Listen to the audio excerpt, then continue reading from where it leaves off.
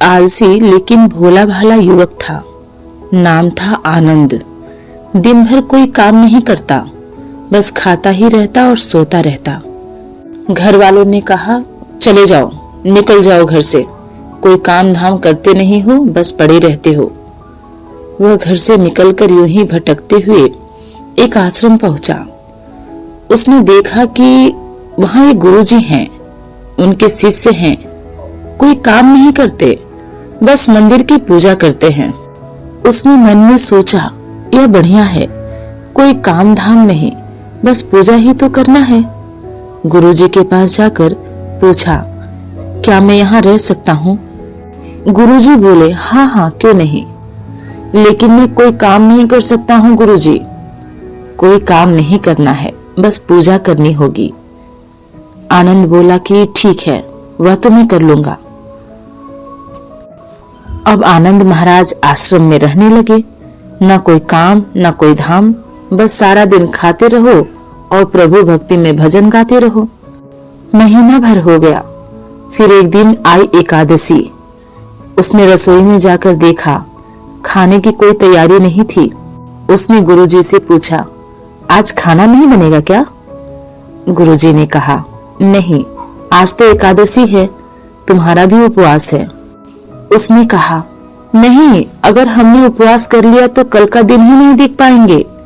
हम नहीं कर सकते उपवास, हमें तो भूख लगती है, आपने पहले क्यों नहीं बताया? गुरुजी ने कहा, ठीक है, तुम ना करो उपवास, पर खाना भी तुम्हारे लिए कोई नहीं बनाएगा, तुम खुद बना लो, मरता क्या न करता। रसोई में गुरुजी फिर आए। देखो, अगर तुम खाना बना लो तो राम जी को भोग जरूर लगा लेना और नदी के उस पार जाकर बना लो रसोई। ठीक है। लकड़ी, आटा, तेल, घी, सब्जी लेकर आनंद महाराज चले गए। जैसा तैसा खाना भी बनाया। खाने लगा तो याद आया, गुरुजी ने कहा था कि राम जी को भोग लगाना है। वह भजन गाने लगा, आओ मेरे राम जी, भोग लगाओ मेरे राम जी, प्रभु राम आइए, श्री राम आइए, मेरे भोजन का भोग लगाइए। कोई न आया तो बेचैन हो गया कि यहाँ तो भूख लग रही है और राम जी आ ही नहीं रहे। भोला मानस जानता नहीं था कि प्रभु साक्षात तो आएंगे नहीं, पर गुरु जी की बात मानना जरूरी है। फिर उसने कहा, देखो प्रभु राम जी, मैं समझ गया कि आप क्यों नहीं आ रहे हैं। मैंने रूखा सूखा बनाया है और आपको तरमाल खाने की आदत है, इसलिए नहीं आ रहे हैं। तो सुनो प्रभु, आज वहां भी कुछ नहीं बना है, सबकी एकादशी है, खाना हो तो यह भोग ही खा लो। श्री राम जी अपने भक्त की सरलता पर बड़े मुस्कुराए और माता सीता के साथ प्रकट हो गए। भक्त असमंजस में। गुरुजी ने कहा था कि राम जी आएंगे, पर यहाँ तो माता सीता भी आई है और मैंने तो भोजन बस 2 लोगों का बनाया है। चलो कोई बात नहीं, आज इन्हें ही खिला देते हैं। आनंद श्री राम से बोला, प्रभु मैं भूखा रह गया, लेकिन मुझे आप दोनों को देखकर बड़ा अच्छा लग रहा है। लेकिन अगली एकादशी पर ऐसा न करना, पहले बता देना कि कितने जन आ रहे हो, और हाँ, थोड़ा जल्दी आ जाना। राम जी उसकी बात पर बड़े मुदित हुए, प्रसाद ग्रहण करके चले गए। अगली एकादशी तक यह भोला मानस सब भूल गया। उसे लगा प्रभु ऐसे ही आते होंगे और प्रसाद ग्रहण करते होंगे। फिर एकादशी आई। गुरुजी से कहा, मैं चला अपना खाना बनाने, पर गुरुजी थोड़ा ज्यादा अनाज लगेगा, वहाँ 2 लोग आते हैं। गुरुजी मुस्कुराए, भूख के मारे बावला है, ठीक है, ले जा और अनाज ले जा। अब की बार उसने 3 लोगों का खाना बनाया। फिर गुहार लगाई, प्रभु राम आइए, सीता राम आइए, मेरे भोजन का भोग लगाइए। प्रभु की महिमा भी निराली है। भक्त के साथ कौतुक करने में उन्हें भी बड़ा मजा आता है। इस बार वे अपने भाई लक्ष्मण, भरत, शत्रुघ्न और हनुमान जी को लेकर आए। भक्त को चक्कर आ गया। यह क्या हुआ, एक का भोजन बनाया तो 2 आए, आज 2 का खाना बनाया तो पूरा खानदान आ गया। लगता है आज भी भूखा ही रहना पड़ेगा। सबको भोजन लगाया और बैठे बैठे देखता रहा। अनजाने ही उसकी भी एकादशी हो गई।